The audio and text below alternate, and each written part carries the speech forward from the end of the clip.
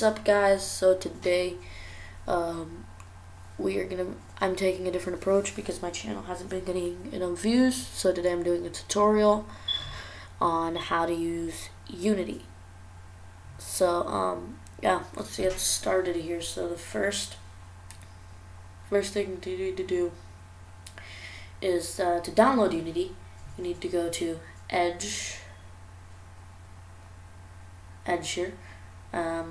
And let me just move this out of the way. And then once you're in Edge, just type Unity 3D, and then look for the official site, and then hit the Get Unity blue button right there. And then you have 3 versions to choose from: Free, Plus, and Pro. The free Personal, Plus, and Pro. So the Personal Plus will give you let you customize the splash screen. Usually, if you use the free like I do, it'll for beginners, students, and hobbyists who want to explore and get started with Unity.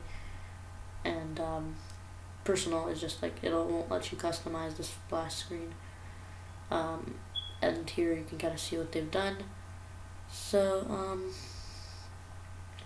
that's what you need to download, and here's what it'll look like whenever it opens up. So you're gonna want to hit project or learn, and then just create new project here. Let's create a new project, or you can open one that you've downloaded off the internet. You have learn, which you can download projects that they've made, like survival shooter and or like rollerball, and just create your own. We're going to create our own right now. So 3D project, make sure the project setting is 3D. Name your project whatever you want. I'm just going to name it YouTube for right now. I'm just going to name it YouTube, and then make sure that the account that you signed up with to download Unity is there. And then let's go ahead and almost done here. So we're almost done. Let it load up. Don't just let it load up. Let Unity kind of load up and let it do its thing. Let Unity load up. Almost done. Yeah, we're almost done. So just let Unity load.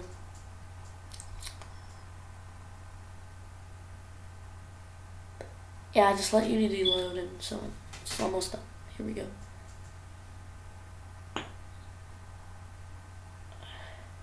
And once it loads in, you'll see something like this.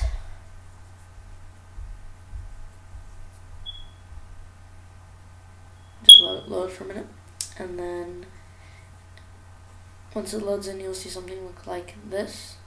And then you're going to want to close the service tabs, because we don't need services right now. Close the occlusion tab. That we'll look into that later, but just close that for right now. And then just have the inspector docked over like that. And this is your scene view and your game view.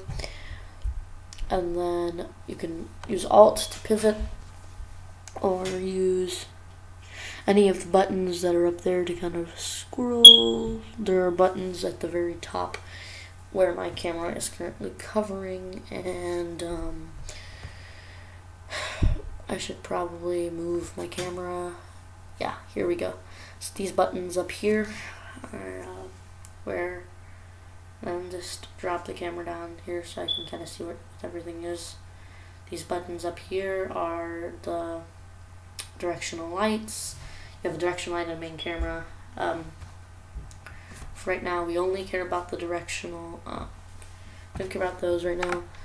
And then you also have the main camera and the directional light. You can mess around with these settings. I don't think it does much, unless you kind of make it a cube or something. It just changes its color. The main camera, you can kind of move it around to see whatever the camera sees is what you see in game. So if you move it around, you get to see it, whatever it sees over there. Then now, first things first, you're gonna go ahead and hit create a cube. So yeah, that'll create a cube, and then you can kind of move it around. If you right click, it'll let you and hit on cube, or you can click on the, yeah, if you right click, it'll let you create a cube. So then just right click and create a cube and kind of move it around, and it'll go over here, reset its positions. Yeah, so then it's kind of a good cube.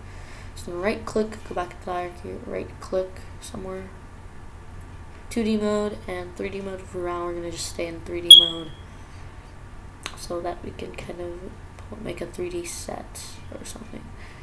And then you can just cube and then console, and then you can just create a sphere by right clicking again. I don't know why it doesn't, I hope it shows it in, but it's not really showing it. So you can parent, unparent, so if we parent and select the parent and then move, they both move together, so you can make your own meshes in, which I find is better than Blender, which I don't really get Blender, even though I use it. So, and then just right click and create a plane, move it out here, and then you have the plane. Just move it around and position it correctly to kind of create a ground. You can also create, this is your assets folder where we store things. We kind of move things around, create a quad, and kind of move things around. If you want to create a quad, you can move things around also by doing the same selection. And then you can also create a terrain, which will spawn the prefab. Now terrains are a bit complicated to understand. We will not be covering them. We will cover them sometime later now, because terrains are a bit complicated to kind of understand and grasp and whatnot, because, you know, they're like a bit complicated to grasp. You can spawn a tree like that and kind of set it up. You can make a tree like that and set it up the way you want. Yeah. And then you can look at, you can make it wiggle or whatever, just tree seed and make it wiggle. And then, but we're not going to be using those for this tutorial in particular. Yeah, we're not going to be using those for this tutorial in particular. And then we'll just delete these annoying things here, shifts. You can also cruise your scene view here. You can cruise your scene view and yeah. And then just add stuff. I think that is, yeah, what we are kind of looking at. And then I think you can shift select by holding shift, and then shift select here, and then and yeah, I think we will so I'll just shift select these, and then I think we'll start wrapping up. So bye. See you guys later, and don't forget to continue watching, and bye guys. Thank you guys for watching. Be sure to drop a like and subscribe. Be sure to check out my gameplay. Bye guys. Cheese puff and subscribe.